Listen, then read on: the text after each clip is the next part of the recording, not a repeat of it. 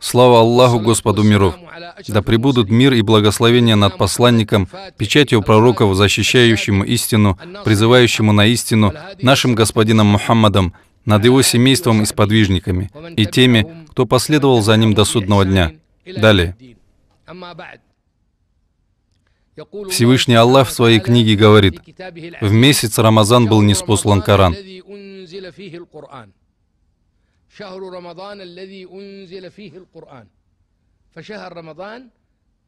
Самым великим, почтенным, совершенным свойством Рамазана является то, что это месяц Корана, месяц посланнической миссии, ведь послание было в месяце Рамазан. Первая капля божественного откровения снизошла в месяц Рамазан. Наш господин посланник Аллаха, саллаллаху алейхи вассалам, как это передается в Сахих аль-Бухари, пребывал в поклонении в течение многих ночей. Это приводится в начале Сахих аль-Бухари. Он ходил в пещеру Аль-Хира и поклонялся там. Иногда он оставался там 3 дня, иногда 7 дней, а иногда 5 дней. Но целый месяц не оставался, кроме месяца Рамазан. В книгах по жизнеописанию пророка, саллаллаху алейхи вассалам, говорится, что он оставался там весь месяц Рамазан для поклонения, и с ним была еда, которую готовила наша госпожа Хадиджа, рази Аллаху анха.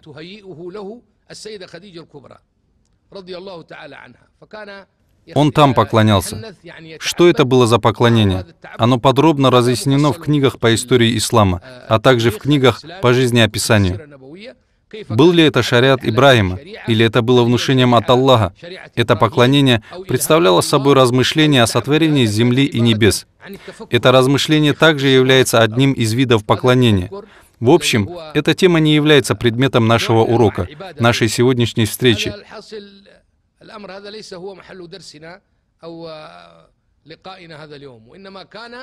Итак, он был в пещере Аль-Хира, он поклонялся там и видел сны. Если он видел сон ночью, то уже утром его сон сбывался. Как только он видел сон, он сбывался утром, как наступает утренняя заря. Даже в тот известный день, в котором снизошел Джибриль в пещеру Хира, по самому достоверному мнению, это было 17 числа месяца Рамазан. Поэтому в этот благословенный день произошло 2 великих события. Первое — это было ниспослание Корана, а второе — в этот день произошла битва при Бадре. Это было в пятницу 17 Рамазана. В этот день было ниспослано откровение. Поэтому самым великим, совершенным, отличительным свойством Рамазана стало то, что он месяц Корана. Всевышний Аллах сказал: в месяц Рамазан был ниспослан Коран. Этот благословенный месяц и есть месяц Корана. Этот месяц вобрал в себя много отличительных признаков, касающихся небесных книг. Достоверно известно, что в этом месяце были ниспосланы большинство небесных книг. Свитки Ибрахима были ниспосланы в этот день. Также книга Мусы была ниспослана в месяце Рамазан. А также книга Исы была ниспослана в месяце Рамазан. И Коран был ниспослан в месяце Рамазан. Ниспослание Корана и волнует нас в нашей истории, в нашей связи с нашей религией. Это было откровение. Согласно повелению Всевышнего, Коран был ниспослан полностью и одним разом в ночь предопределения в месяце Рамазан на Байт аль-Изза, на небо земли.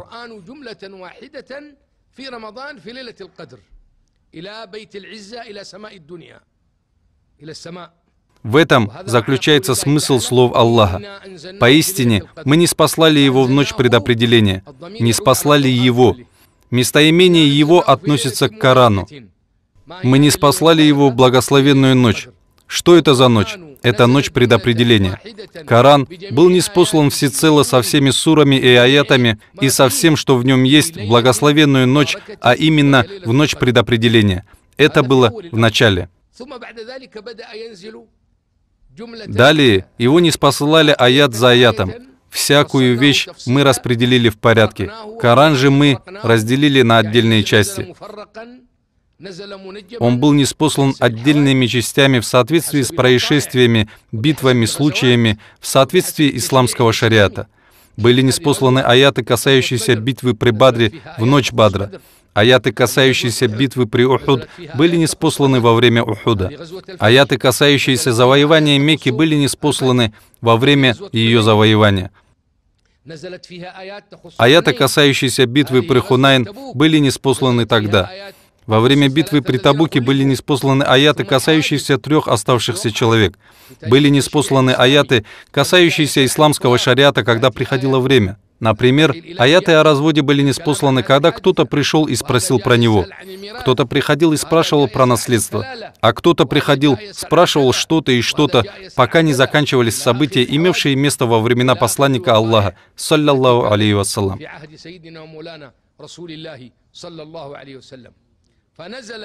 Во второй раз был ниспослан отдельными частями в зависимости от событий, и в этом есть милость для уммы. Потому что эти религиозные обязательства не были ниспосланы одним разом. Не были ниспосланы одним разом, как были ниспосланы прежние небесные книги. Принимай и не бойся, свитки все были одни. Вот мы подняли над ними гору, словно тучу, и они подумали, что она упадет на них. Крепко держитесь того, что мы даровали вам. В этом аяте есть некие обязательства, и они соответствуют мудрости Всевышнего. Он знает об этом. Также Он знает о душах прежних поколений. Но Коран был ниспослан аят за аятом отдельными частями в зависимости от событий и обстоятельств. И в этом есть милость, и в этом есть связь, некая связь с развитием исламского шариата, с развитием системы отменяющих и отмененных аятов, с развитием разнообразных случаев. Коран был ниспослан отдельными частями ради этого. Поэтому Аллах сказал, в месяц Рамазан был ниспослан Коран.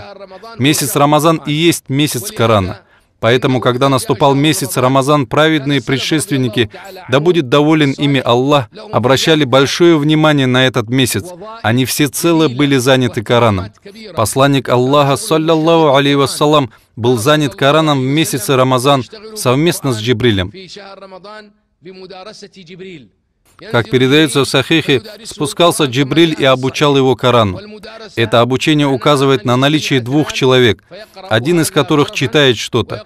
Потому другой читает свою часть, и то, что читает один, не читает другой. Почему? Потому что второй также является участником чтения первого, а то, что читает второй, не читал повторно первый. Например, первый читает первый джуз до второго, а второй человек читает второй джуз до третьего, а первый читает от третьего джуза до 4-го, а второй от 4-го до 5-го. Вот так читают. Второй, который слушает, также участвует в чтении первого. Это и есть совместное изучение мударраса. Самым важным заданием посланника Аллаха в месяце Рамазана являлось совместное с Джибрилем изучение Корана. Джибриль спускался и изучал с ним Коран. Джибриль читал, а посланник слушал, саллаллаху алейхи вассалам. Потом пророк читал, а Джибриль слушал. Далее читать продолжал Джибриль, и пророк слушал. Затем читал пророк, и Джибриль слушал.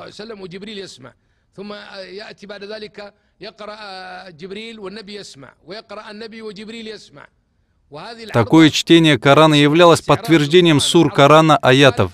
То есть, эта сура идет после этой, а эта сура идет по очереди после этой, а это до этой.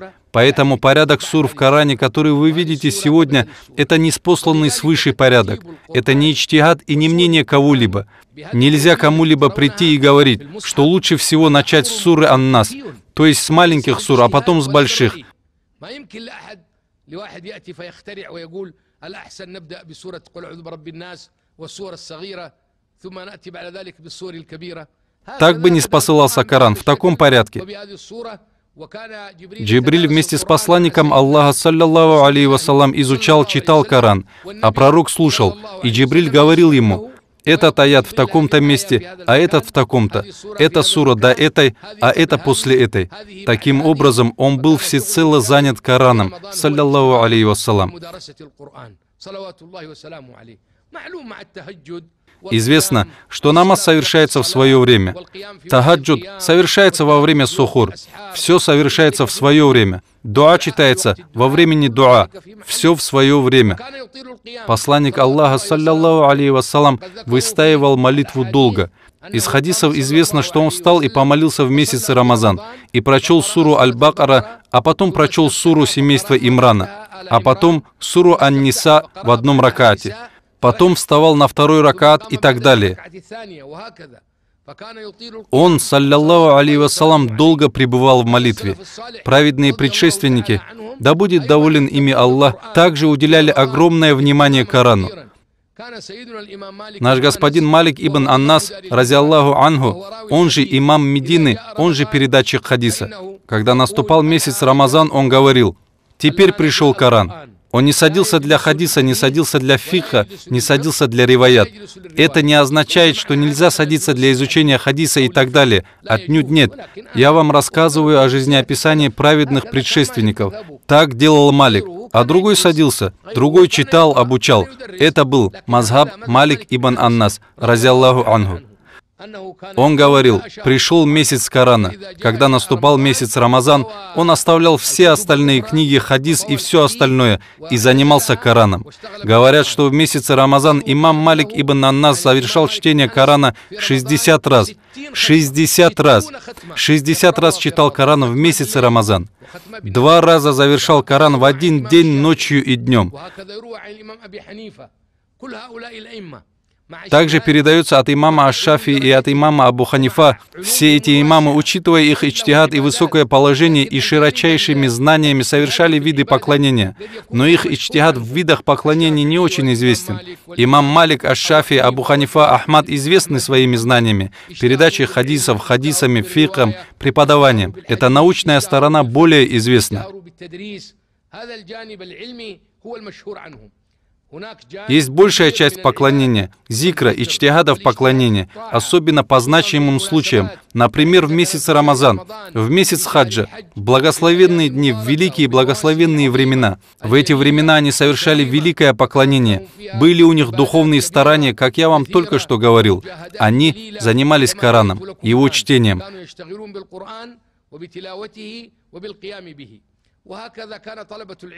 Также и студенты в Мекке собирались вокруг своих учителей и шейхов. Если имам совершал в мечети Аль-Харам таравих молитву, то студенты со своим джамаатом совершали молитву чтением Корана. В этом было некое побуждение их. Поэтому в мечети Аль-Харам можно увидеть, как маленькие дети, дети 7, 8, 9 лет, несовершеннолетние и совершеннолетние собираются со своими друзьями вместе со своим шейхом, который обучает их Корану.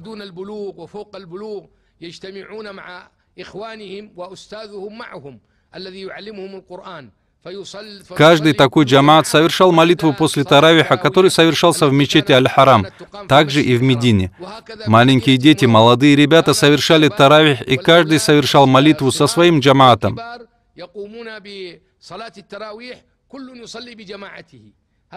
Этот совершал молитву, а за ним его отец. Тот совершал, а за ним был его учитель. Они совершали столько, сколько могли. Они в молитвах читали кто джуз, кто 2 джуза, а кто-то и 3 джуза. Читали столько, сколько могли. Знали наизусть. Когда ты заходишь в мечеть, ты видел, как молодые люди были везде. Возле дверей Бастия, у дверей Салам, у дверей Умра, у таких-то дверей. Этот студент со своим джамаатом, а этот молодой человек со своим джамаатом, этот ученик со своим учителем. Все они объединялись для таравиха и чтения Корана. Каждый завершал чтение Корана в молитве таравих, которую совершал он сам.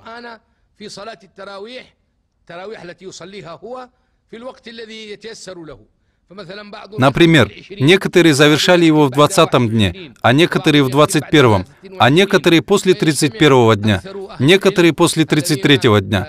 А многие обладатели знаний собирались в эти дни, как в последний день такого-то, в день такого-то, и радовались этому событию. Это был у них праздник. Нет сомнения в том, что это праздник. Праздник и есть этот великий подарок. Праздник и есть поклонение Всевышнему. Праздник и есть радость милости Аллаха. И какое же благо велико, чем благо Корана?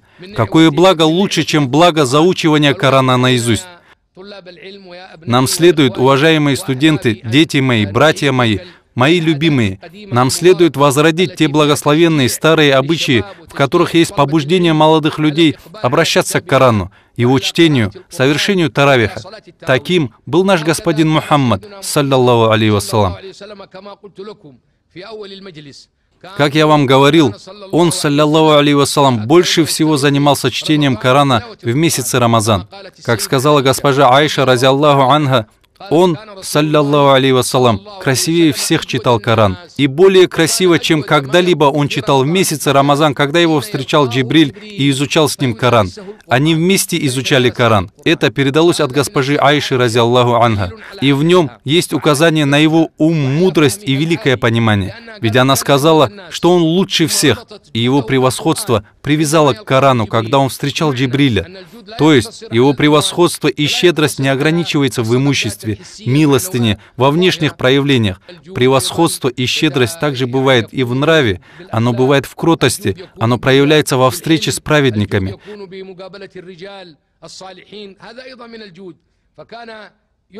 Посланник Аллаха, саллаллаху алейхи вассалам, уделял свое время Джибрилю. Это тоже проявление щедрости. Потому что если правитель, управляющий, старший человек уделил тебе свое время, то это рассматривается как щедрость с его стороны. И ты хвалишь его и говоришь, что такой-то правитель, великий человек, он уделил мне 5 минут своего времени, уделил 10 минут, уделил полчаса, и ты радуешься этому. Это радует тебя больше всего.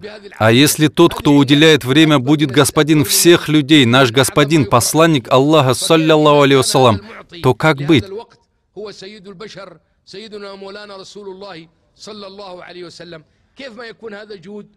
Почему это не может быть щедростью?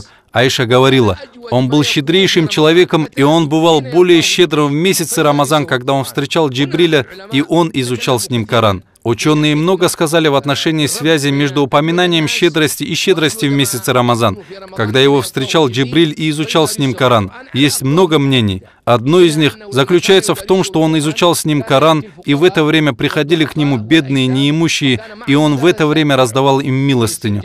И так объединил между двумя деяниями, между изучением Корана и раздачей милостыни бедным. Это один момент.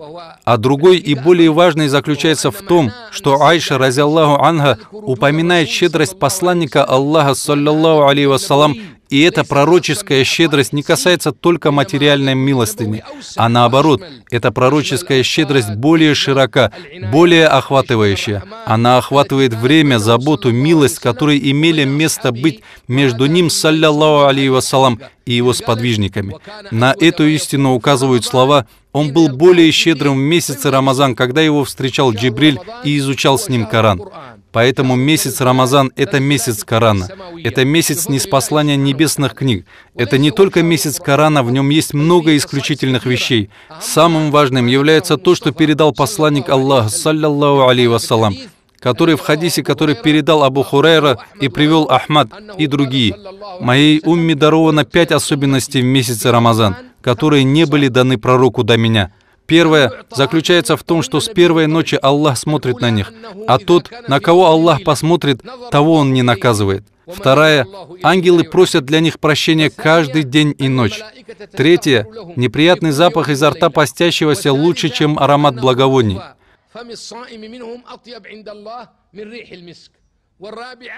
Четвертое. Аллах говорит раю каждый день, что один из его праведных рабов скоро оставит землю и прибудет в дом моей щедрости. И рай готовится, украшается каждый день, отвечая этому призыву.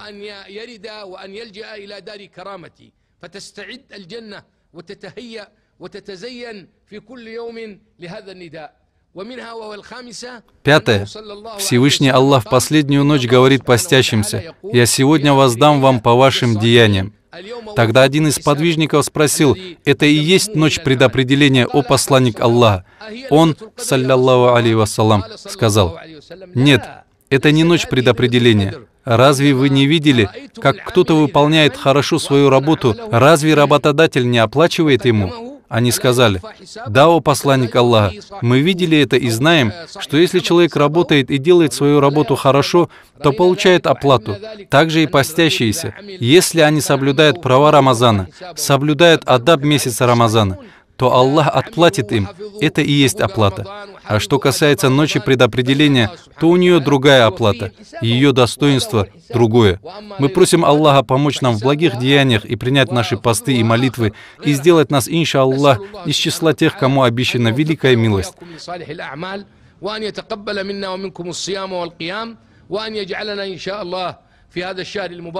من المقسوم لهم بالحظ الكبير الجليل العظيم وصلى الله وسلم على سيدنا ومولانا وحبيبنا محمد وعلى آله وصحبه والحمد لله رب العالمين.